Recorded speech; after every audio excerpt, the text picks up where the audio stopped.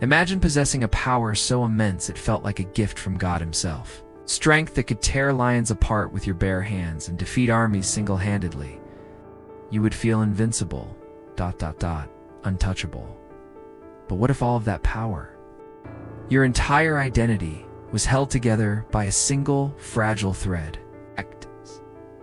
A secret that, if ever revealed, would not only bring you to your knees, but would plunge you into total darkness. This is the story of Samson, the strongest man to ever live, and the fatal secret that led to his tragic downfall. The story of his incredible feats of strength is famous. But the real drama isn't in his muscles, it's in his mind and in his heart. We will explore the fatal flaw in his character that a cunning woman exploited, leading him step by step into her deadly trap. And the story doesn't end with his capture. It ends in a final, explosive act of vengeance that brought an entire temple crashing down. But the real reason why he had to do it is the most shocking part of his story: to witness the full tragic arc of this legendary figure. You'll want to stay with us for this entire journey.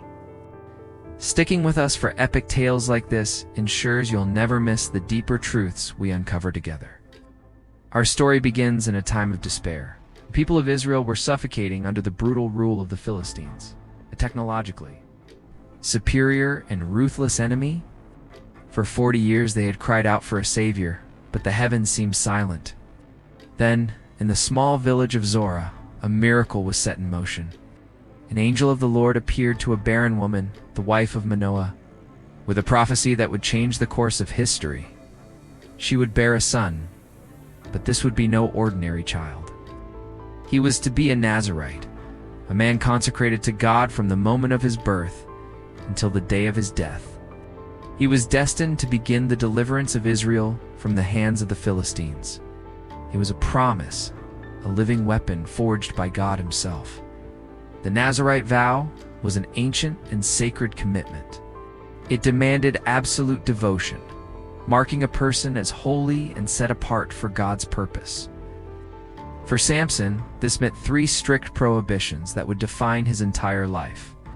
He could never drink wine or any fermented drink. He could never touch a dead body, human or animal. And most famously, a razor was never to touch his head. His uncut hair was not the source of his strength, but the outward symbol of his inner vow, his covenant with God. As Samson grew, it was clear he was different.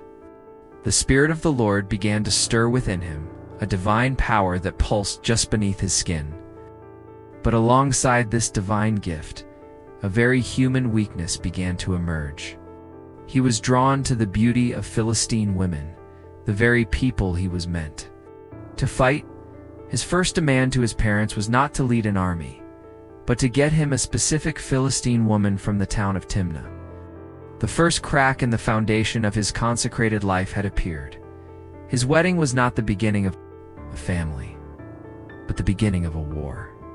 During the feast, filled with pride and a desire to display his superiority, Samson posed a riddle to his 30 Philistine groomsmen with a wager they couldn't resist.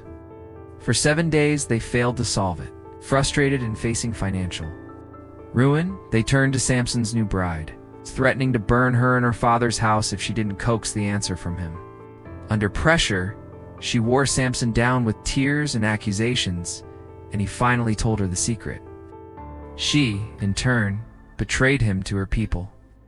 When the Philistines gleefully gave him the answer, Samson knew he had been deceived. Divine fury. The Spirit of the Lord rushed upon him. But this holy power was channeled into a bitter, personal vendetta. He went down to a Philistine city, killed 30 men, and threw their blood-soaked garments at the feet of his treacherous wedding guests. He was rejected by his new bride, her father giving her away to another man. The pattern was set. Samson's incredible gift would be wielded not for Israel's liberation, but for his own cycle of rage and revenge. With this betrayal, Samson transformed. He was no longer just a man with a gift, became a one-man army. Force of nature driven by personal vendettas. He declared war on the Philistines, not for God or for Israel, but because he had been wronged. His next act was one of spectacular, creative destruction. He caught 300 foxes, tied them in pairs with a torch between their tails, and released them into the grain fields, olive groves, and vineyards of the Philistines, incinerating their harvest. When they retaliated, the conflict escalated. Hunted by his own people who wished to hand him over, he allowed them to tie him up, only to have the Spirit of the Lord rush upon him once more. The ropes on his arms melted away like burnt flax, picked up the fresh jawbone of a donkey, and with this crude weapon slaughtered 1,000 men. In this moment, Samson was at the peak of his power, an unstoppable champion. But with every victory, the seeds of pride grew within him. He began to believe the strength was his own, that he was the master of his gift, not its servant. What do you think is a greater danger, an external enemy, or the pride within your own heart? Let me know your thoughts in the comments, because Samson's pride is about to lead him into a trap he can't escape. After his victories, Samson's weakness for Philistine women led him to the valley of Sorek and to a woman named Delilah. She was captivating, and Samson was instantly infatuated. Seeing this, the lords of the Philistines saw their chance. They approached Delilah with a proposition of staggering wealth, 1,100 shekels of silver from each of them if she could uncover the source of Samson's great strength. This was no longer a personal dispute. It was a state-sponsored mission of espionage and seduction. Samson's destiny, his twisted call, had arrived in the form of the one person who could exploit his greatest vulnerability. The deadliest game of his life was about to begin, a battle not of muscle and bone, but of secrets and seduction. The great conflict of Samson's life took place not on a battlefield, but in the quiet intimacy of Delilah's home. It was a psychological war. 3 times Delilah begged him, "Tell me the secret of your great strength." 3 times, Samson, full of arrogance, played a dangerous game with her.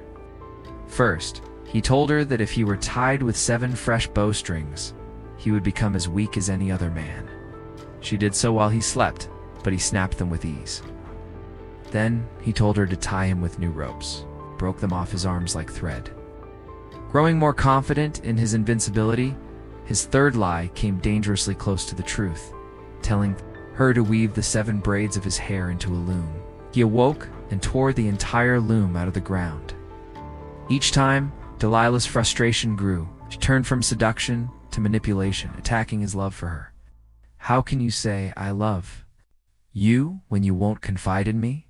She pressed, nagging him day after day until, as the scripture says, he was sick to death of it. His defenses were crumbling.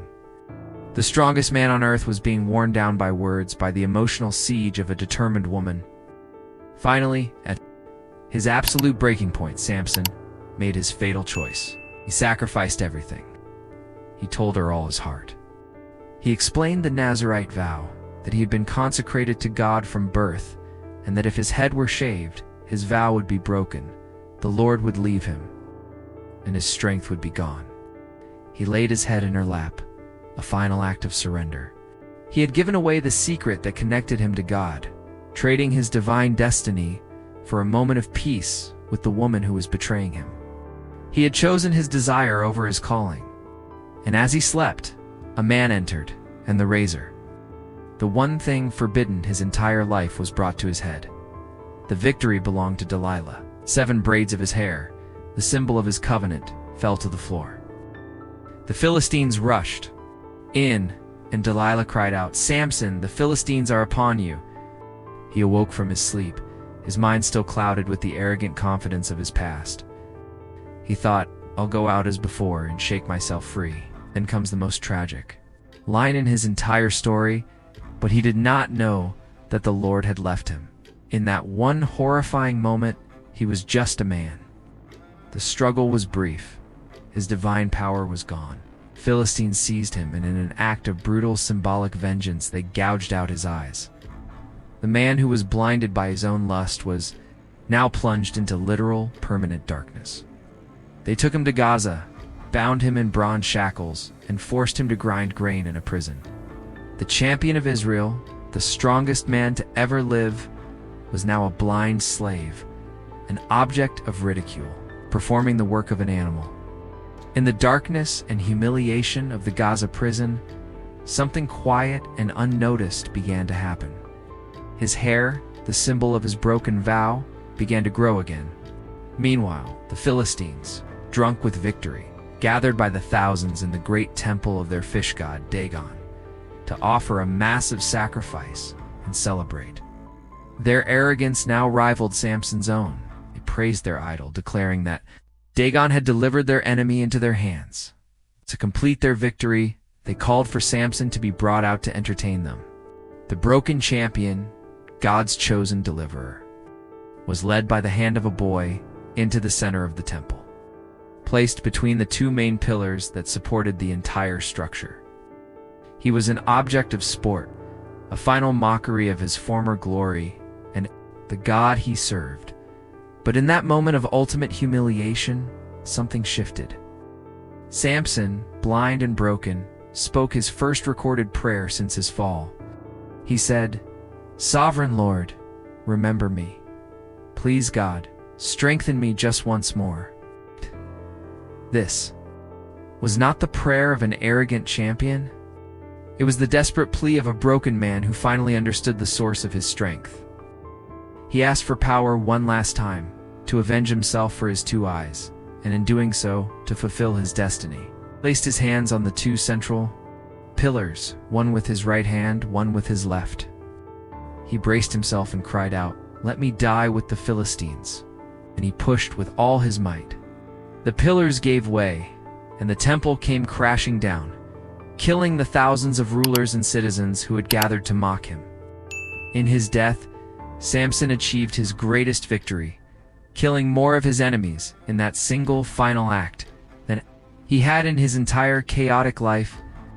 It was a horrifying, spectacular, and tragic redemption, a final fulfillment of his purpose, found only in his own destruction.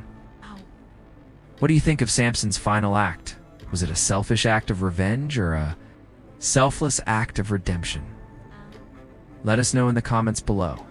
And if you want to explore more stories of flawed heroes and divine power, make sure to subscribe and turn on notifications. You won't want to miss our next journey. Now, if you were captivated by the story of Samson's fall, you need to see the video on your screen about King Saul's tragic descent into madness.